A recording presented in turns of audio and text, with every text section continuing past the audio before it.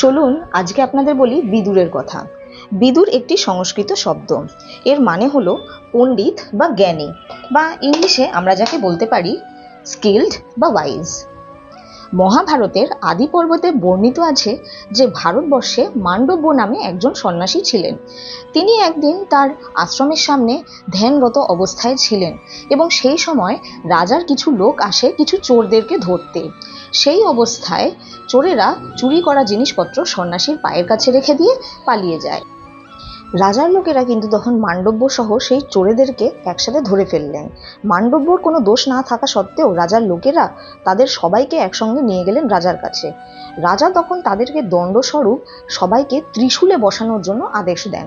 চোরেরা ত্রিশূলে বসার পরই মারা গেল, কিন্তু মান্ডব্য মারা গেলেন না এবং সাথে সাথে রাজা ত্রিশূলটি কেটে ফেললেন। এরপর মান্ডব্য ধর্মরাজের কাছে গেলেন বা ধর্মদেবের কাছে গেলেন।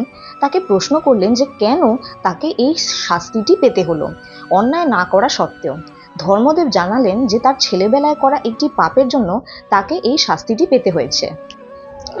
ধর্মদেব মান্ডব্যকে আরও বলেন যে মান্ডব্য তার ছেলেবেলায় বেশ কিছু মাছি ধরেছিল, তারপর সেগুলোকে নারকেল পাতার মধ্যে রেখে পাতার শিরাগুলো দিয়ে চেপে ছোট ছোট টুকরো করে ফেলে একগুচ্ছ মাছি তৈরি করেছিল, তাই এই শাস্তিটাকে পেতেই হতো।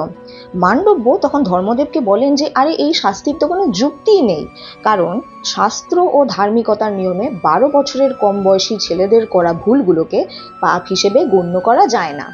এরপর তিনি ধর্মদেবকে উল্টে এই অভিশাপ দিলেন যে তার পুনর্জন্ম হবে পৃথিবীতে এবং তাকে গর্ভে ধারণ করবেন একজন শূদ্র।